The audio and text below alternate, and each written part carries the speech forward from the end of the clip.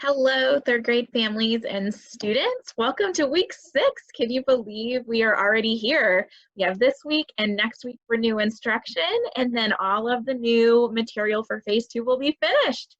Let's go ahead and dive into this week's parent materials guide.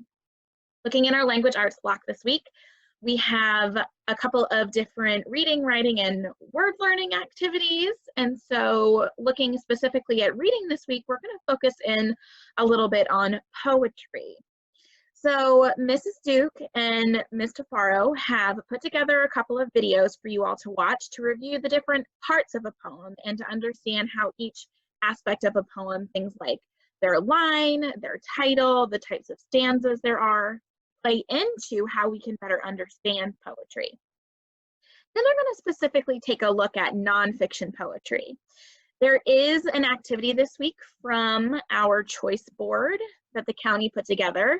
The third grade team has tweaked that activity just a little bit though. So we're asking that the students read the poem Dragonfly that can be accessed at this link here.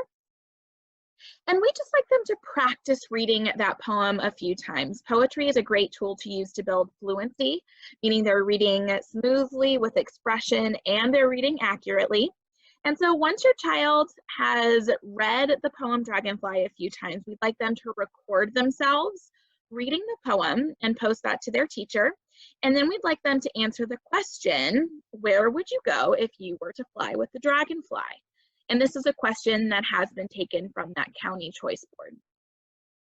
This week, there will not be a specific writing task. However, their word learning task is an assessment, and it's having them use their knowledge of words, using the skills they learned about last week on revising and editing short stories, to select one of the writing seeds that they have already written earlier during phase 2.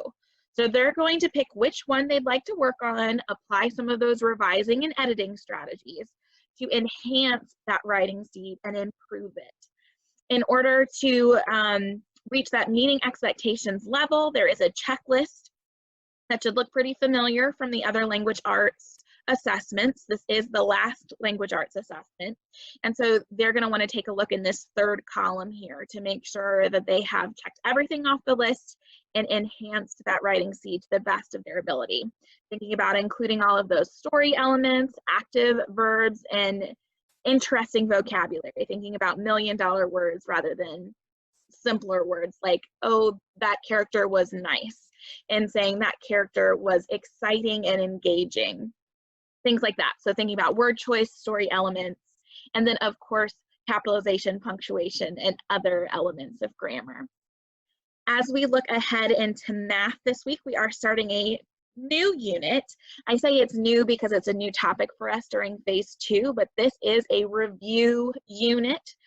We are going to be talking about place value this week, and we have spent 2 separate units of our year already talking about place value. We started with 4-digit place value and bumped it up to 6-digit place value.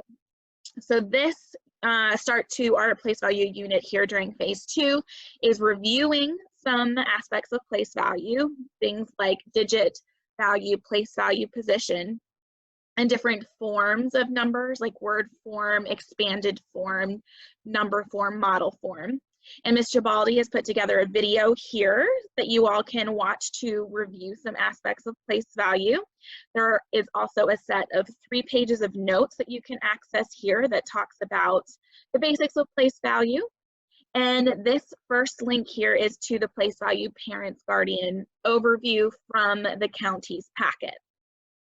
Ms. Gibaldi also goes over how to play this spinning place value game so that you all can follow along and play the game at home.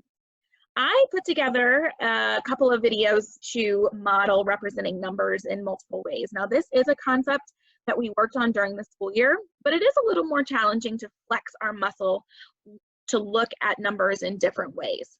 And so this video goes over how we can do that and then specifically talks about how to complete this representing numbers in different ways, activity rather, that I do go over in the video as well. So definitely take a look at those materials to get started on place value. Next week, we'll jump into rounding and comparing and ordering numbers based on their place value positions. To close out this week, we have a new science unit. This is our last science unit for phase 2. Mrs. Rotundi has put together a video to review erosion of soil, because soil is a unit that we have covered previously during the school year. There's a slideshow that she has included, so you all can reference that. It is included in her video as well. The students are going to be completing 2 different activities, a third reading, and then they have a soil final project where they have to figure out a way to save the playground from erosion. And that is going to be an assessment. So make sure you take a look at that final project, and then you're gonna post or share your work for science this week.